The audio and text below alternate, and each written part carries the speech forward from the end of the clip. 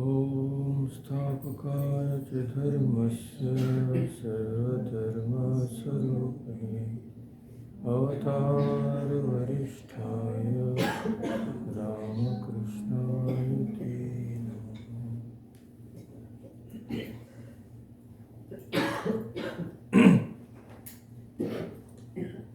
So today's topic of discussion, as you very well know, great contribution of one of the great messages of Hinduism to the world. So Hinduism means, as you have already seen, the term Hindu in itself means nothing. It has come from the river Sindhu. So who are the Hindus? Hindus are those who believe in the principle of the Vedas.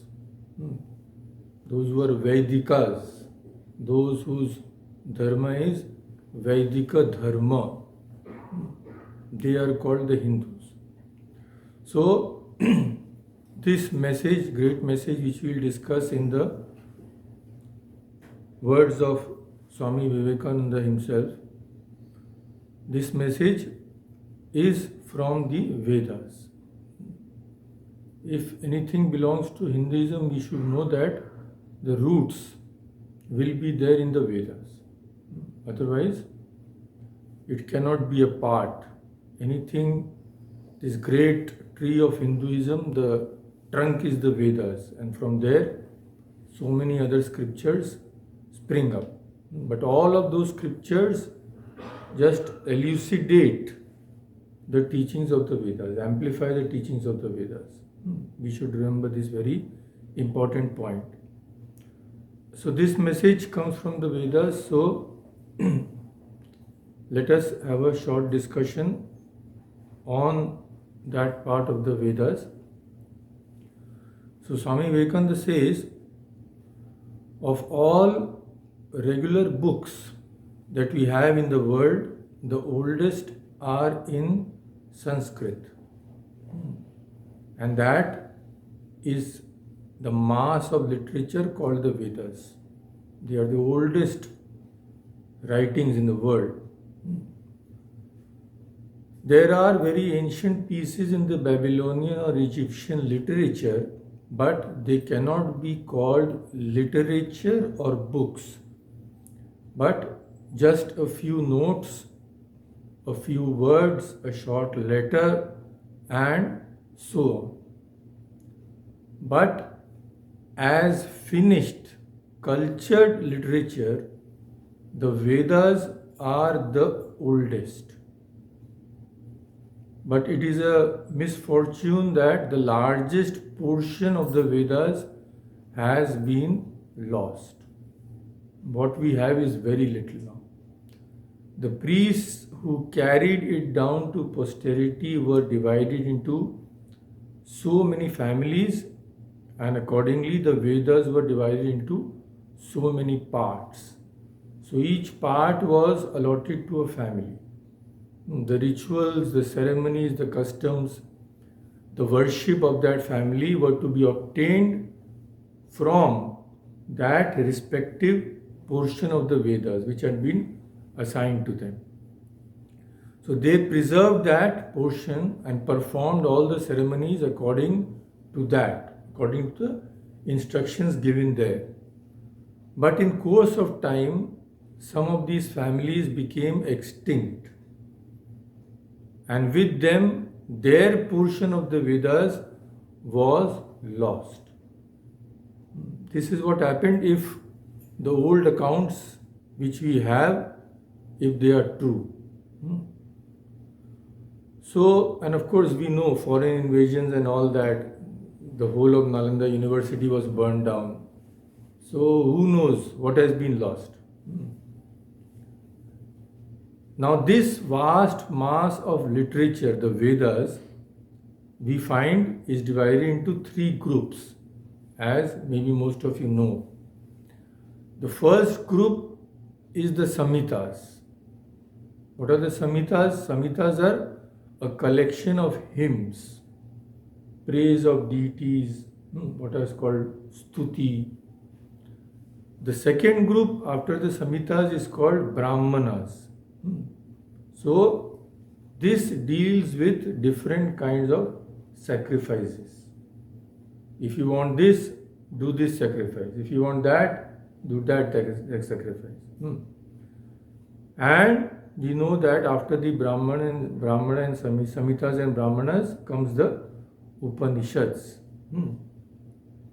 So the first two parts, Brahmanas and Samhitas, are called the Karma Kanda, the work portion. And the second part, the philosophical part, the Upanishads, is called the Jnana Kanda or knowledge portion. So, Swamiji says we will take the Samhitas for our discussions. These are collection of hymns forming the oldest Aryan literature and, properly speaking, the oldest literature in the world. So, as a collected book, this is the oldest the world has, and in this are portrayed the earliest feelings of the Aryans, their aspirations, the questions that arose about their manners and methods, and so on. Now, going into a topic, in Samhitas, at the very outset, we find a very curious idea. What is that idea? The hymns there are sung in praise of different gods, as we know. So those are called devas. Deva, plural is devas. Now, we say in English that these hymns are in praise of gods. But there is a difference, because in English the problem is there is no other word. But in Sanskrit, this distinction we have to understand. The word God can be very misleading. The Sanskrit word is devas. So what does devas mean literally? Devas means the bright ones. Div dhatu. So divya also, divya has come to mean the divine. So divya means bright ones. Devas are the bright ones. So devas are called gods, but the G is lowercase, not capital G. Now, the devas in Indian literature, in the Vedas, you have to remember an important thing. They are positions, not persons.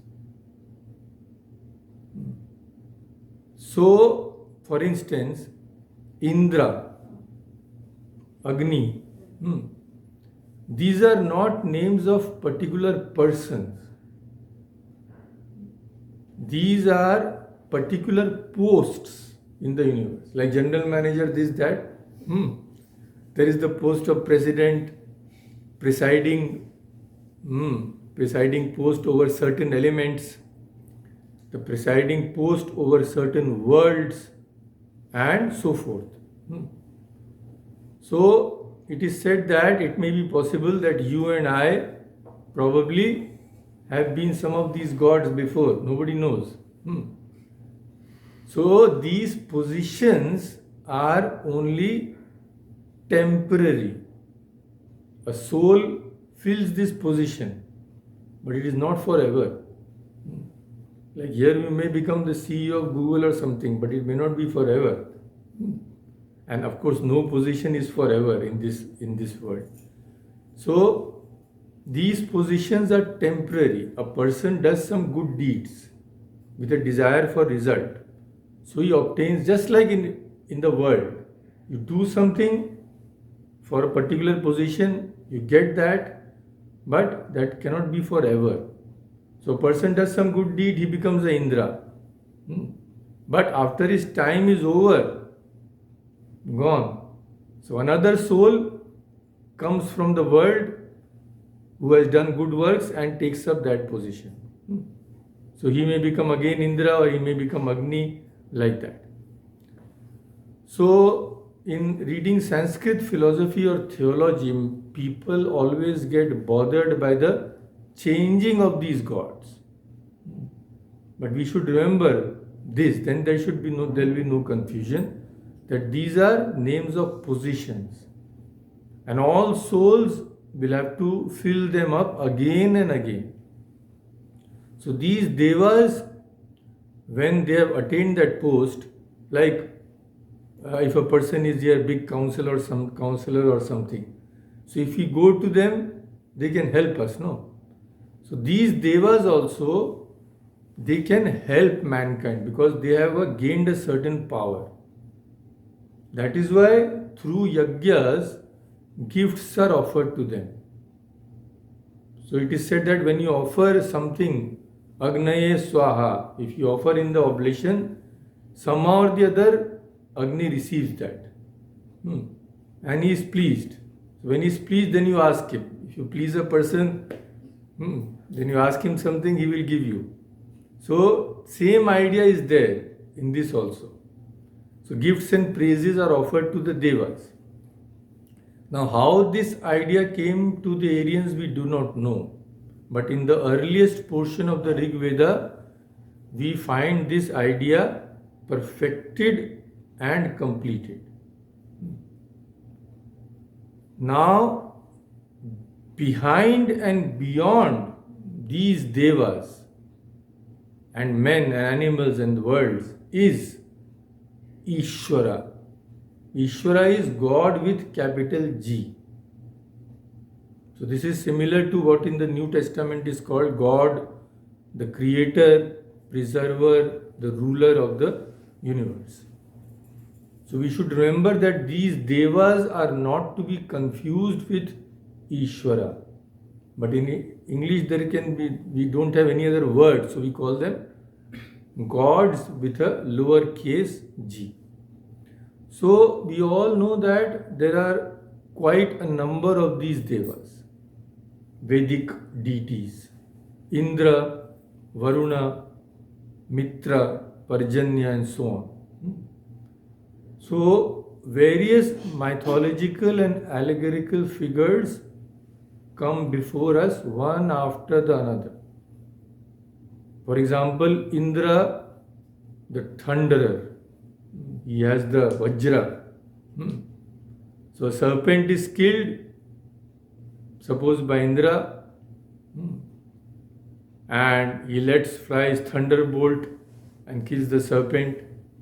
So maybe that serpent was withholding rains. So after that serpent is dead, mankind gets rains. People are very pleased. So they worship Indra with oblations. They make a sacrificial pyre, kill some animals, roast their flesh, offer the meat to Indra. All these are there. So these devas are not perfect, as we know from the life of Krishna also. Krishna told everybody, why are you worshipping Indra? People of Gokula used to worship Indra first. So Krishna said, worship Govardhana. So we find in the story, Indra got angry. He let out his thunderbolt, all that rain, this, then Krishna held up the whole Govardhan in his hand, in his finger. So we know that. Now if Indra was perfect, why would he have become angry? So in Ramcharitmanas also Tulsidas ji says that after Sri Rama had killed Ravana and all, devas came to worship him. But he says, I Deva Sada Swarathi. They are always selfish. Vachan kahe janu paramarthi. So they were talking big. But their eyes were only what we can get. Okay. And Swamiji says, in the Vedas also it is mentioned what? That in those Vedic times, they had a popular plant called somaras. Hmm. What plant it was, nobody knows now. It is not possible to know because it has entirely disappeared. Hmm. But from the books we gather that when this plant was crushed, it produced a sort of milky juice and that was fermented. Hmm. And it can also be guessed that that fermented soma juice was intoxicating. Hmm. So this also they offered to Indra and other gods, and they also drank it themselves. Hmm. So like Indra, they also drank a little too much sometimes. So there are passages in the Vedas which show that Indra at one time drank so much of this soma juice that he began to talk irrelevant words. So with Varuna. Varuna is another very powerful god. Hmm. And is the same way he is protecting his votaries, and they are praising it with the offering of Soma, so with the god of war and so on. But the popular idea that strikes us as making the mythologies of the Samhitas entirely different from the other mythologies. There is one feature. What feature? This is unique. This is what will lead to our final message. So this feature which makes the Vedas and Hinduism unique is that along with every one of these devas is the idea of infinity. This is the important point. So Swamiji will explain. He explains wonderfully as usual. Now this infinite is abstracted, and sometimes it is given names, sometimes described as Aditya or something. At other times it is affixed to all other gods. For example, Indra. So in some of the Vedas we will find that Indra has a body, is very strong. He is sometimes wearing a golden armor, comes down, lives and eats with his votaries, fights the demons and snakes and so on. But again, in one hymn we find that Indra has been given a very high position. He is no longer the drunken Indra or one who is all selfish or jealous or no, not at all. Same Indra, he becomes omnipresent and omnipotent. And he sees the heart of every being. So Indra Deva has suddenly acquired a different position altogether. It's a different status altogether. He seems to have become infinite. So okay, Indra has become infinite, but it is not only Indra who becomes infinite in this way. Other gods also. So with Varuna. So Varuna is the god of air. He is also in charge of water. But suddenly we find Varuna is raised up and said to be omnipresent, omnipotent, as Indra was. So Swami Vivekananda quotes a passage about Varuna from the Vedas, and it is translated in English. So he quotes that English translation. So now Varuna has become omnipresent. So that hymn is wherever two together plot and deem they are alone. Suppose two people are plotting something. They think nobody is there to see them. But there also King Varuna is there. And all their schemes are known to Varuna. This earth is his. To him belong those vast and boundless skies. both sees within him rest, and yet in that small pool he lies. Whoever far beyond the sky should think his way to wing, means you can fly somewhere wherever you like. He could not there elude the grasp of Varuna the king, because Varuna is everywhere, so you cannot escape that. Now Varuna is no longer a small god. So what is happening here? We can multiply the examples for the other gods also. So what is happening? Very surprising thing is happening. These gods, they all come one after the other to share the same fate. What happens? First, they begin as devas, small entities. And then they are raised to this conception as the being in whom the whole universe exists, who sees every heart, who is the ruler of the universe. So now suddenly these devas have become Ishvara. And in the case of Varuna, there is another idea, just as the germ of one idea which came but was immediately suppressed by the Aryan mind. And that idea was the idea of fear. In another place, we read they are afraid they have sinned and ask Varuna for pardon. But these ideas, Swamiji says, fear and sin, they were never allowed to grow on Indian soil. But their germs were there. The idea of fear, the idea of sin. So this is the idea, Swamiji says, as we all know, of what is called monotheism. What is monotheism? Monotheism is the belief that God is the only deity. God means God, capital G. And that the world is a separate reality. God is separate, world is separate. Sometimes God intervenes in the world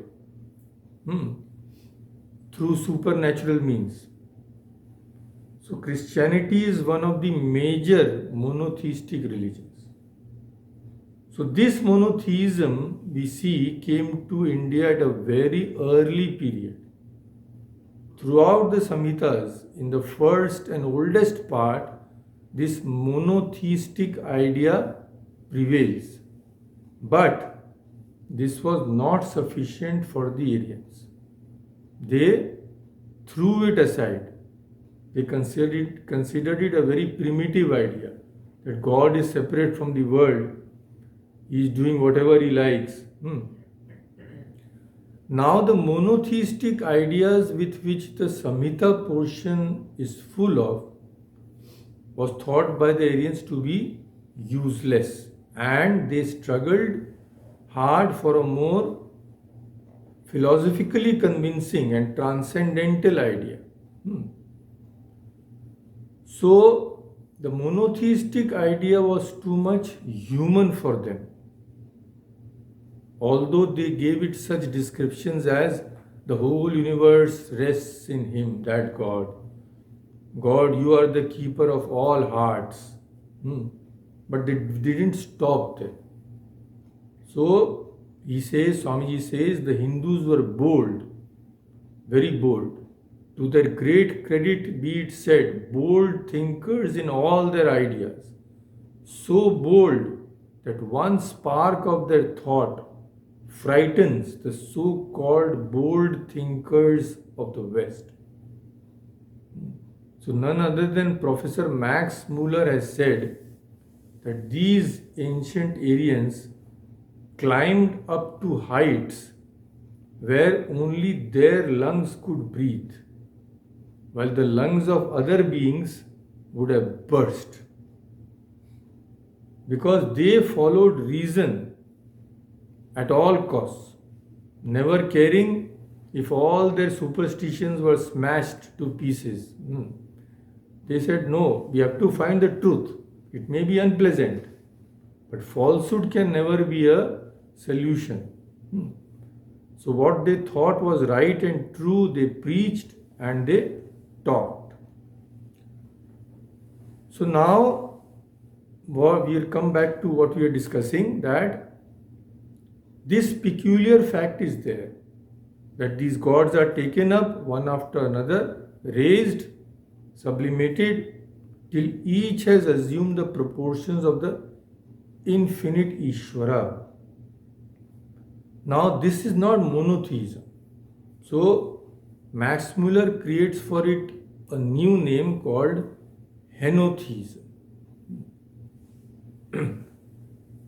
Now the question arises, this feature is not there anywhere else. This each god being taken up and converted into Ishvara, infinite, this is not there anywhere. Now the question arises, Swamiji says, as to how Indian mythologies should be so different from all others. In Babylonian or Greek mythologies, we find one god is struggling upwards and he assumes a position and remains there, while the other gods die out. The Buddhists and Jains raised one of their prophets to the godhead, and all the other gods they made subservient to Buddha or to Jina. So one god is supreme, other gods are lower. But what we are doing, by turns, each god is occupying that position of the Ishvara. So what is happening here? Here we find an exception. So one god is praised. For the time being, it is said that all other gods obey his commands. But for the time being only. That is the thing. Each god is occupying the position of Ishvara in turns. What is the explanation? The explanation is there in the Vedas itself. And Swami Vivekananda says, this is the grand explanation. He says, this one explanation, this one theory, it has given the theme to all subsequent thought in India. It is so important. And the background, the bedrock, which same thing Sri Ramakrishna has also stated in different words. What is that? That great message is, when we are sublimating each Deva, raising each Deva to infinity, what is the message that is being given to us? The message that is being given to us is this: that which exists is one. Sages call it by various names. In Sanskrit, Ekam Sat, truth is one. Vipra, the sages, Bahuda Vadanti. They call the same reality today by Varuna, by the name of Varuna, by the name of Indra, by any other name. You can call it Christ, you can call it Buddha, you can call it Allah, you can call it Ishvara. But the reality which actually exists, which is the object of our adoration, is only one. So in all these cases, Swamiji says, where hymns were written about all these gods, the being perceived was one and the same. It is the perceiver who made the difference. The difference is not in that reality. Difference is in the worshipper, not in the worshipped. So it is the sage, the poet, who sang in different languages and different words the praise of the same being, but that being is one, Ekam Sat. So one being worshipped that reality, he liked that reality, he wanted to see it as playing a flute, roaming about in Vrindavan. Hmm. Another person said, no, no, no, no. I don't want this image of that reality. I want a very austere image that he'll be clothed in baga shala, skin, tiger skin, and he will be somewhere in Kailasha. He will have a crescent on his head. So I will call it Shiva. And that person who liked that flute playing Vrindavan boy called it Krishna. So, where was the difference? The difference is in the choice of the worshipper, how the worshipper saw that reality. There is no difference in that reality. So, Swami Vivekananda says, this I ask you to remember. Because this is the turning point, the keynote of all thought that India has produced. Ekam Sat Vipra Bahuda Vadanti. All Hindu philosophy, he says, either theistic or atheistic or monotheistic or dualistic or non-dualistic, has this principle as the core, as the center. And by thousands of years of culture in the race, it is impossible for the Hindu race to go away from that idea. The same thing all the saints have said. Sri Ramakrishna says it is the same water. Muslims can call it pani, Hindu can call it jal, a Christian can call it water. It doesn't make any difference. So Swami Vivekananda says this is the idea which lies at the back of the whole Hindu philosophy. This germ, he said, became a big tree in course of time. This idea that all are worshipping the same God. He says this became a big tree and tremendous results have followed from this one principle. Ekam Sat Vipra Bahuda Vadanti. Some of you perhaps are surprised to think, here Swamiji was talking to, after his return he was giving the lecture to Indians. So he says, some of you perhaps are surprised to think that India is the only country where there never has been religious persecution, where never was any man disturbed for his religious faith. Theists or atheists, monists, dualists are there and always live unmolested. Even materialists are allowed to preach from the steps of temples against the gods, even against God, Ishvara himself. So even these people, they went all over India teaching that even God is a mere superstition. And Vedas were simply a mass of nonsensical things. Even they were allowed. Okay, go ahead and preach. There is no problem.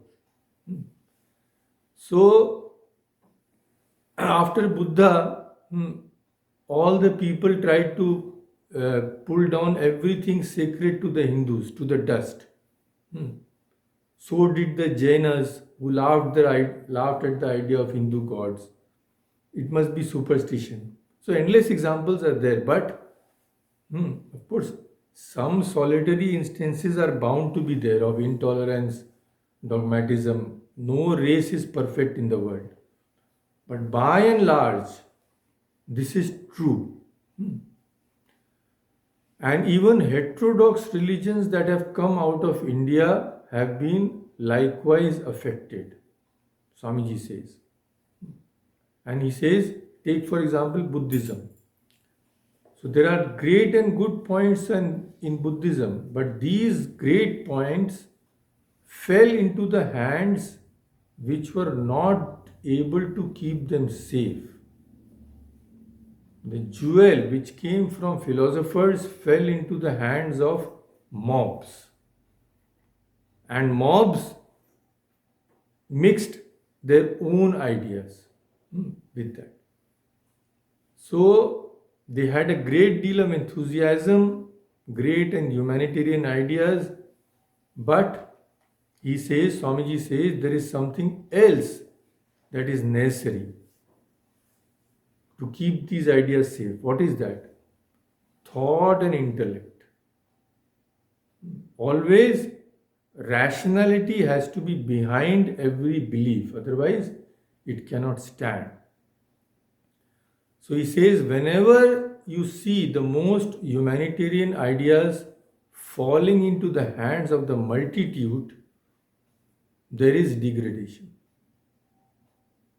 Because it is learning and intellect that keeps things sure and certain.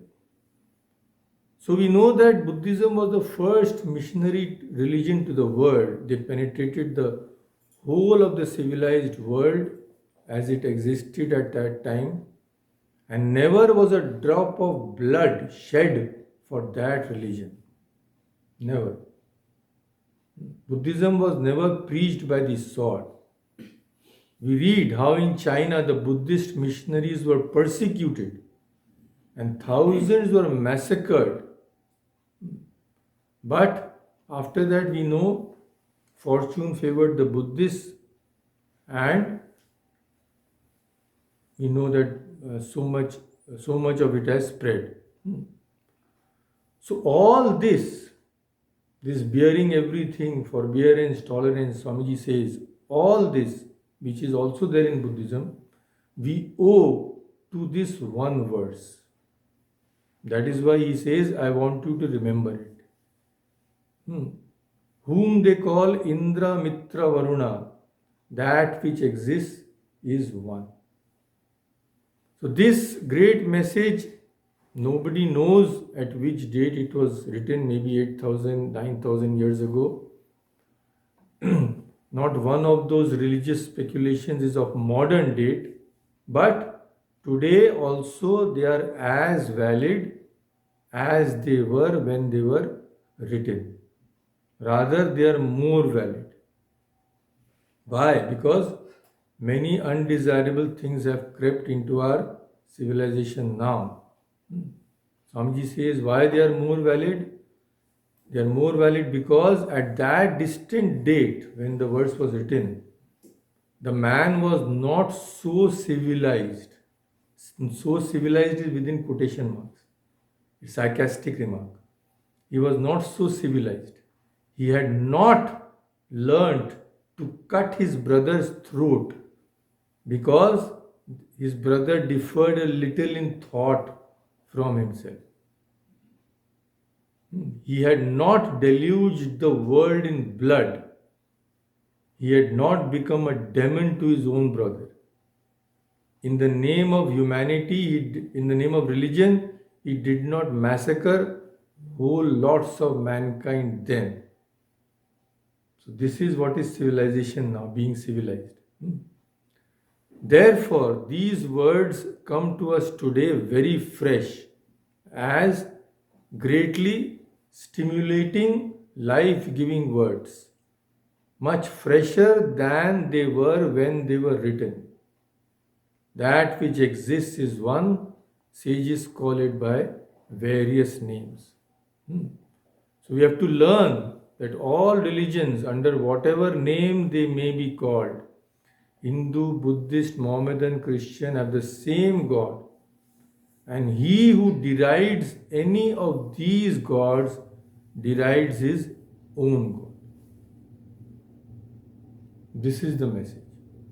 If humanity only accepted it, life would become so much peaceful and easier. So Swamiji never tired himself from stressing this point, So in another one of his talks, he says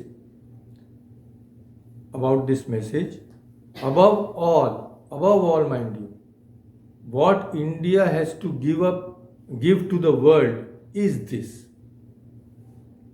If we watch the growth and development of religions in different races, we shall always find that they have tribes in old religions. So each tribe at the beginning has a god of its own. In course of time, one of these tribes became superior, more powerful than other tribes. So they lay claim that my king is the king of all tribes. As it happens. So therefrom it naturally follows they also want to preserve their own God as the God of all races. That is how human mind works. You cannot help it. So the same struggle was here also at one time, in India also.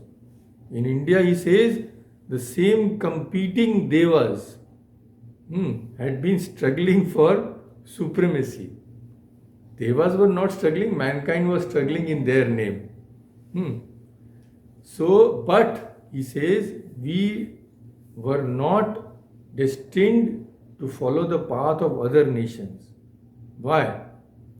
The great good fortune of this country and of the world was that there came in the midst of all this din and confusion a voice which declared Ekam Sat Vipra Bahuda Vadanti. It is not that Shiva is superior to Vishnu, not that Vishnu is everything, Shiva is nothing, but it is the same one whom you call either Shiva or Vishnu or by 100 other names. The names are different, but it is the same one. So Swamiji goes so far as to say, I quote him, the whole history of India, whole history of Hinduism, you may read in these few words.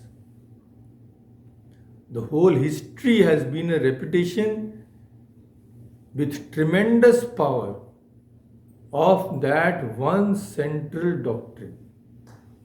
It was repeated in the land till it had entered into the blood of the nation, till it began to tingle with every drop of blood that flowed in its veins, till it became one with life, part and parcel of the material of which life was composed.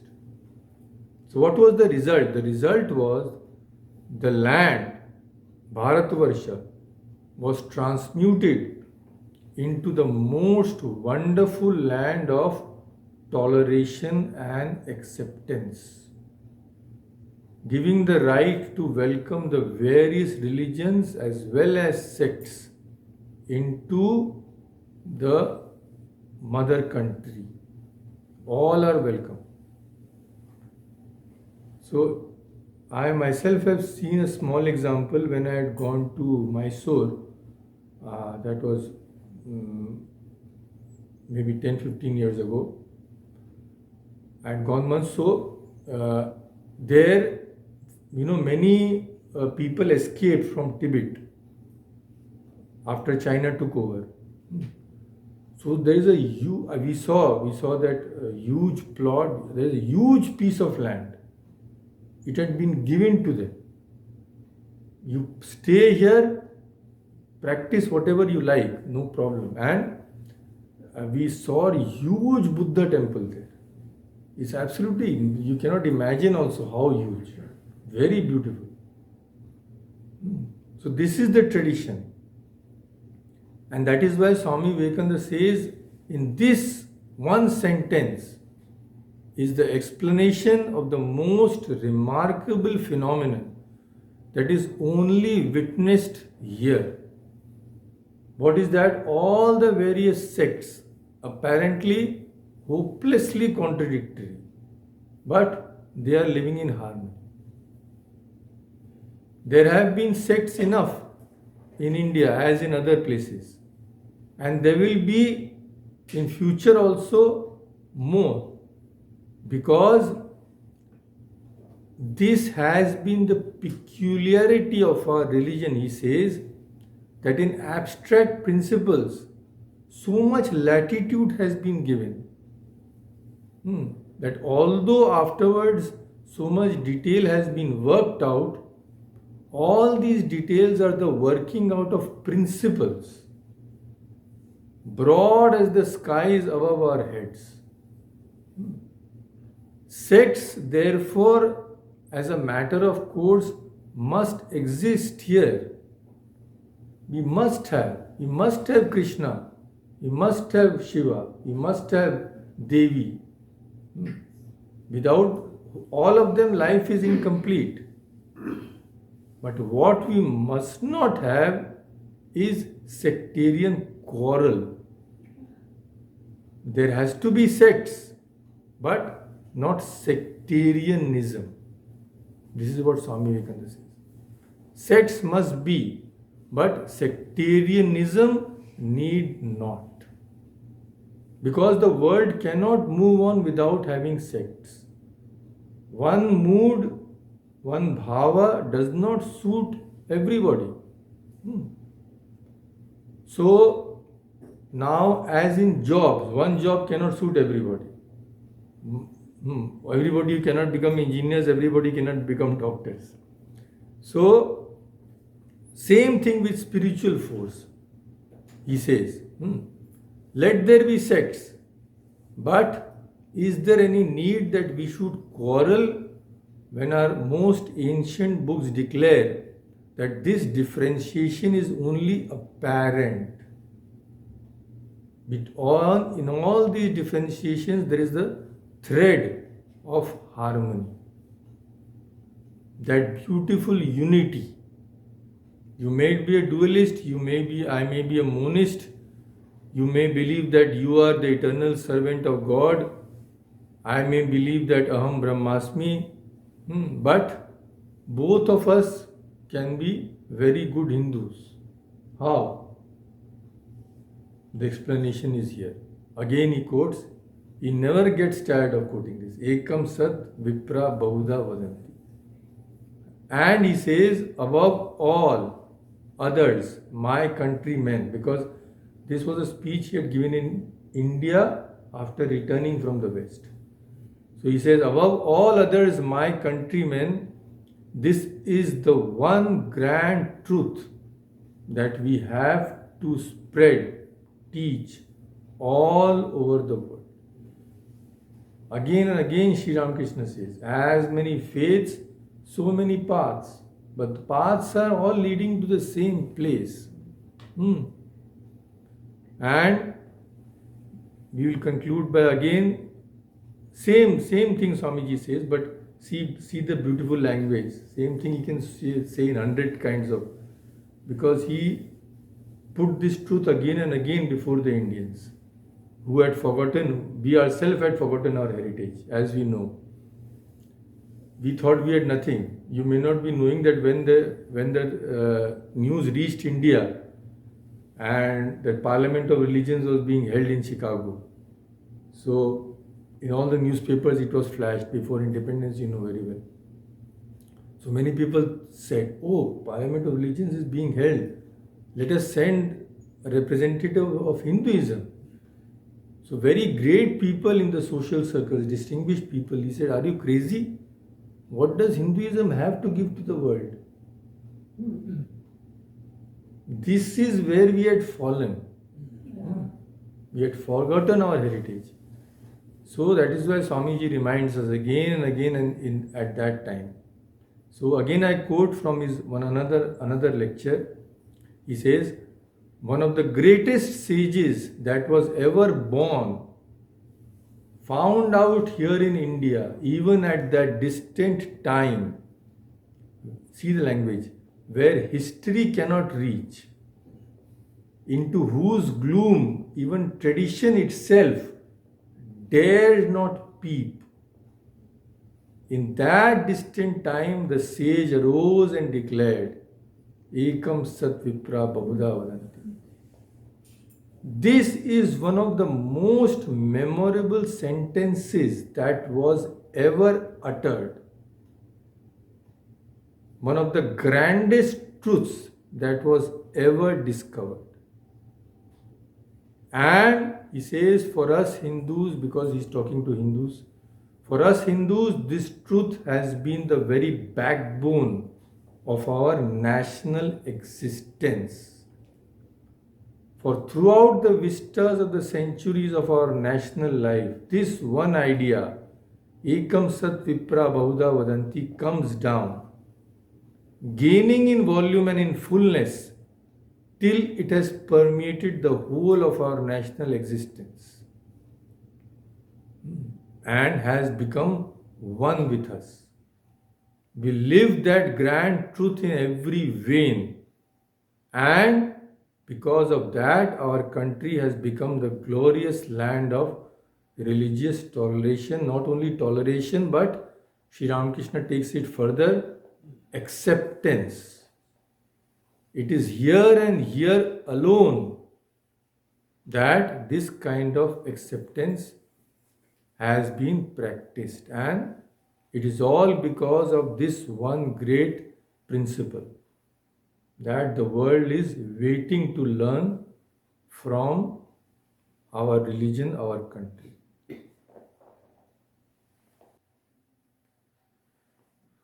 Om Shanti.